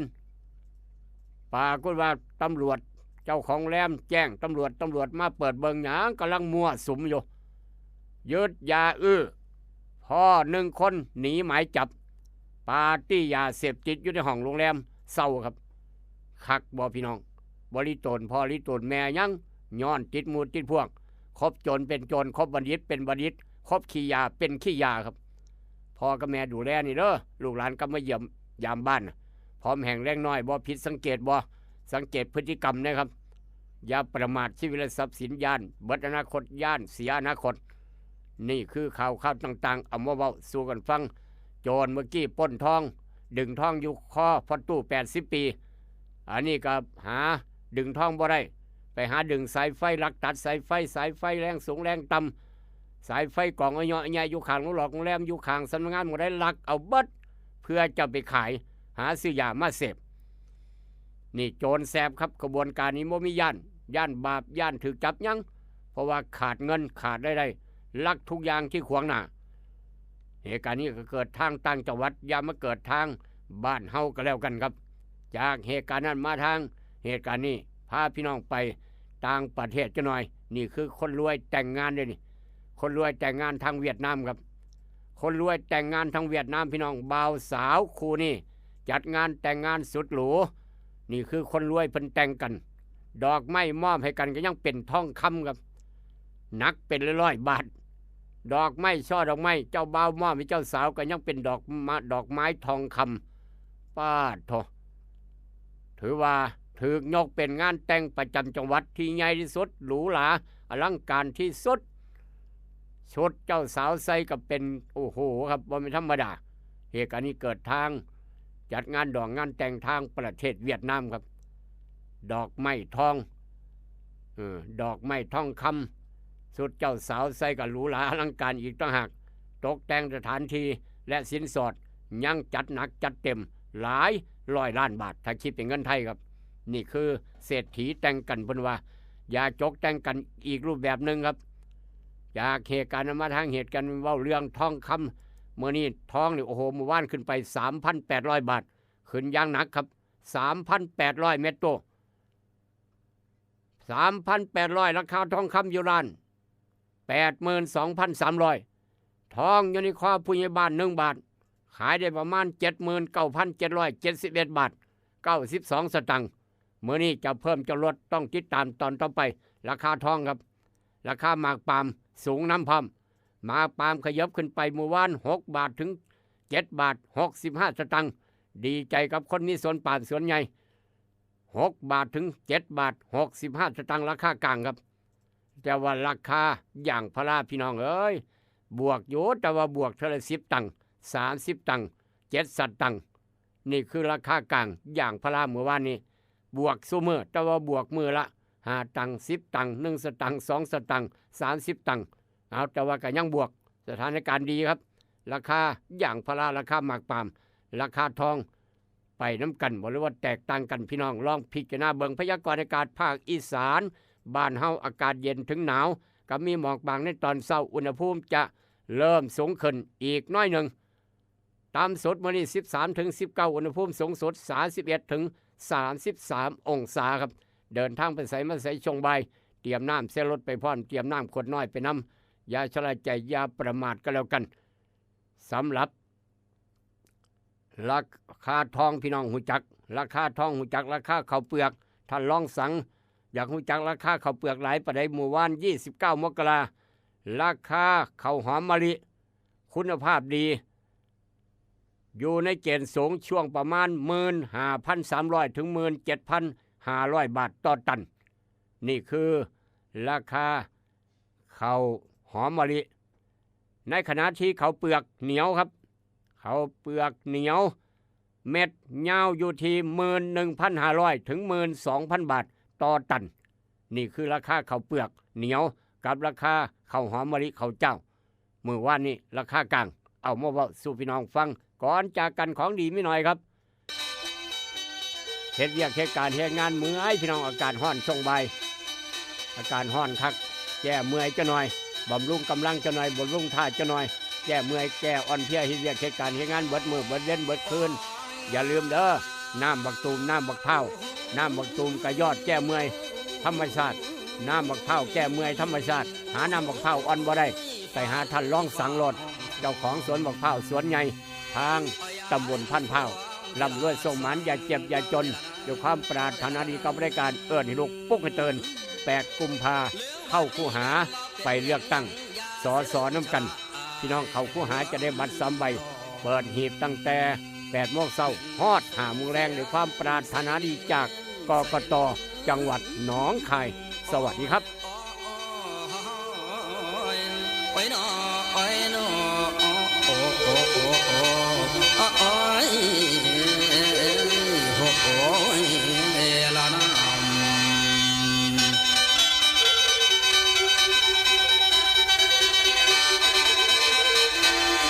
เรื่องวัดนี้ฟังคุณญาติพี่น้องพ่อและแม่เด้อไผก็ได้แล้วทั้งหญิงชายมาฟังลำสิหำเพิงเด้อตอนนี้เป็นคาติเตือนใจให้ศรัทธาให้พี่น้องต่อเด้อพ่อแม่เฒ่าแก่แล้วสิค้างบำขี้จำนี่ละนอเพิ่นว่าเกิดเป็นคนเอาควรสร้างสัง